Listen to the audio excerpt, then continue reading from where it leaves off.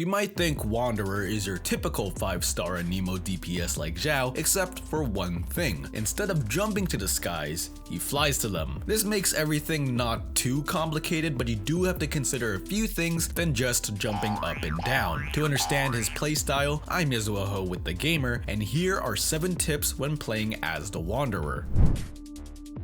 Until now, every character relied on the stamina bar for dodging, dashing, and attacking. Wanderer, on the other hand, has 2. When you activate his skill to enter the wind favored or flying state, instead of using the usual stamina bar, he uses a special cyan bar that continuously drains over time, even if you don't do anything. Despite its small size, you do not expend any normal stamina while in this state. In fact, you actually regain stamina while you're flying. However, there are certain actions that make the bar drain faster. These actions include holding jump to increase height and holding dash to speed through the air, so you should consider when to either hold dash or jump. For example, simply moving forward without dashing actually covers more distance, so only hold dash to cover shorter distances faster. Constantly tapping jump actually nets you more altitude than holding jump. Sumeru also has its fair share of slopes, and Wanderer's skill can easily scale these mountains without even using dash or jump. The only action that does not cost any stamina or elemental skill bar is Wanderer's charged attack, making it great against groups of enemies.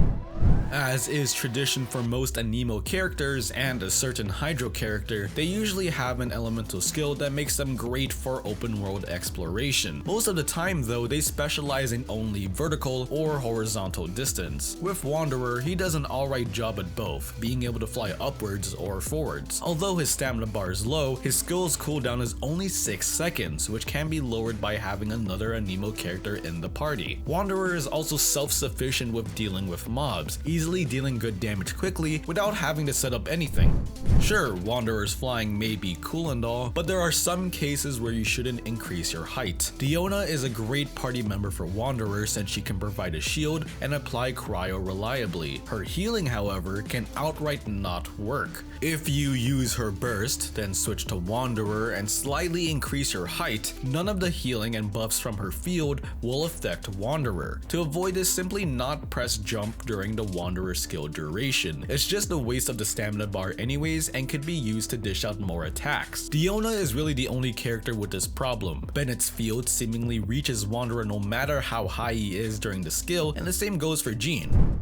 Choosing when to use Wanderer's skill is essential, as he can increase his DPS by swirling certain elements. At level 20, if Wanderer's skill comes into contact with Hydro, Cryo, Electro, or Pyro upon activation, he receives a unique buff. Hydro increases how long Wanderer flies, Cryo increases his crit rate by 20%, Electro restores his energy every time he hits an enemy with a normal or charged attack, and Pyro increases his attack by 30%. You can have up to 2 buffs at once and even 3 with his 4th constellation. Still, it can be finicky getting the exact elements you need, but you can set up his team to have characters who can reliably provide certain elements. Bennett's burst automatically applies Pyro not only to enemies but Wanderer. Layla also reliably applies Cryo to enemies and even provides a shield. Knowing when to cancel Wanderer's skill is also important. Since there is no way to lower Wanderer during his skill, simply press the elemental skill again to fall. This is incredibly helpful if you're too high above mob drops or cannot claim rewards.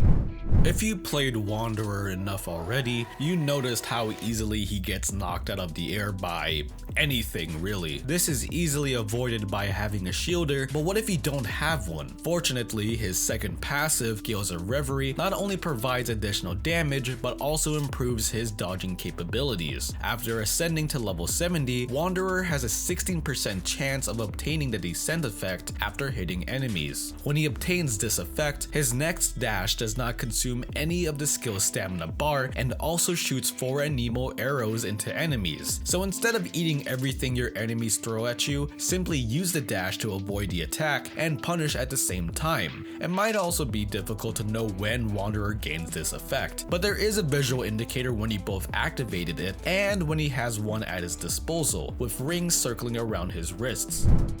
Finally, the last part of Wanderer's kit, his burst. It's a relatively simple burst, hitting opponents 5 times with Anemo damage, but its difficulty is knowing when to use it, since using it during his skill ends the flying state immediately. Wanderer's second constellation increases his burst damage based on the difference between its maximum and current value, meaning it's best to burst at the very end of his skill. But for C0, whether you begin at the start or end of his turn depends on his current build and team. In other words, it'd be best to burst when Wanderer has all of the buffs set up by his team. While Wanderer's playstyle may need some time getting used to, what you get in return is a unique and fun character who is good at both combat and exploration. For more Genshin guides and tips, check out thegamer.com. Thanks for watching.